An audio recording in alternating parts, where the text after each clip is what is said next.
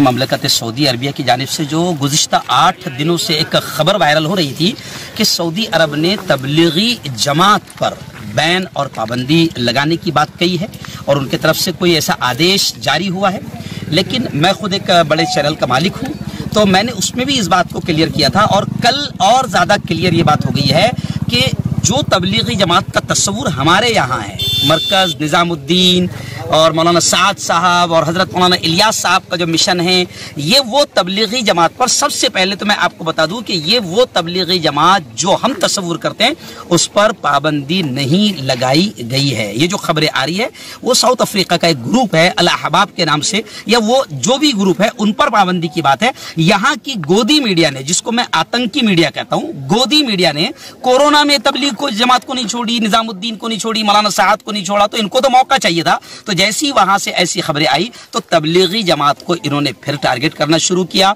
Debate करना यहां पर शुरू किया। लेकिन अल्हम्दुलिल्लाह हजरत मौलाना अरशद मदनी, मौलाना महमूद मदनी और हमारे जितने बड़े उलमाए कराम हैं हिंदुस्तान से लेकर पाकिस्तान तक और पूरी दुनिया के तमाम लोग बड़े बेचैन हो गए थे कि इस मसले को क्लियर किया जाए। तो कल रात तक की ये खबर है कि वो जो तबलीगी जमात हम कहते हैं, समझते हैं, उस पर पाबंदी नहीं है। हाँ, यहाँ की जो आतंकी गोदी मीडिया है, मैं उनसे कहूंगा कि तुम इतने घटिया काम करते हो कि कोरोना में भी तुमने तबलीगी जमात और मरकज निजामुद्दीन के कांधे पर बंदूक रखकर भारत में हिंदू मुसलमान का नफरतों का माहौल बनाने की घटिया और नापाक और नीच कोशिश की थी। ये कोशिश मत करो। जहां तक कि आपका सवाल है कि भारत में क्या फर्क पड़ेगा, तो इंशाअल्लाह तबलीगी जमात का मिशन बहुत बड़ा मिशन है। 1926 से ये मिशन काम कर रहा है और करोड़ों वो लोग जो शराब खानों में थे, अल्लाह ने तबलीग के पाकीज़ा मिशन के जरिए से उनको मस्जिदों तक लाया, करोड़ों लोगों की जिंदगियां बदली। ये पाकीज़ा मिशन है, ये अल्लाह का काम है, अल्लाह के दीन का काम है। किसी के हुक्म से इस काम पर कोई फर्क इंशाअल्लाह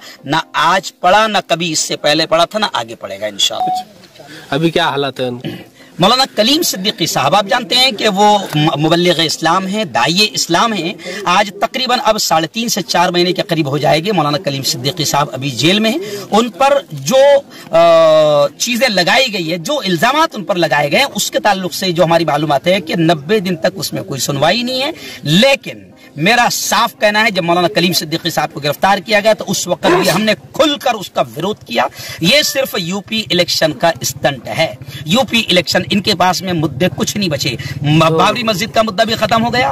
अब इनके पास में एक हमारे उलमाओं ने अभी तक उनके लिए कुछ, बाबरी मस्जिद का मुद्दा भी खत्म हो गया, विकास का इनके पास कोई मुद्दा नहीं है। तो बस हिंदुत्व टोले को खुश करने के लिए मौलाना कलीम सिद्दीकी साहब को निशाना बनाया गया। और जहां तक आप बात कर रहे हैं उलमाए किराम की, तो शायद आप नहीं जानते होंगे कि अल्हम्दुलिल्लाह आवाज भी उलमा ने उठाई और अभी भी जो जायज जो लड़ाई है वो भी उलमा ही लड़ रहे हैं और उलमा अल्हम्दुलिल्लाह उस पर काम कर रहे हैं। और जहां उनकी कानूनी बारीकियां है वो भी इंशाअल्लाह बहुत जल्द हल हो जाएगी और मौलाना पूरी इज्जत के साथ बाहर आएंगे। और मेरा तो मानना ये, हमारा तो मानना है कि जो करता है अल्लाह करता है। इंशाअल्लाह मौलाना का जो मिशन था गैर मुस्लिम भाइयों को सच और हक और इस्लाम का पैगाम देना, मौलाना वहां से आएंगे तो और ज्यादा मजबूती के साथ आएंगे, क्योंकि अंदर से जब आदमी बाहर आता है तो उसको और ताकत तकवीत मिल जाती है। अल्लाह मौलाना को और मजबूत बनाएगा। आमीन आमीन।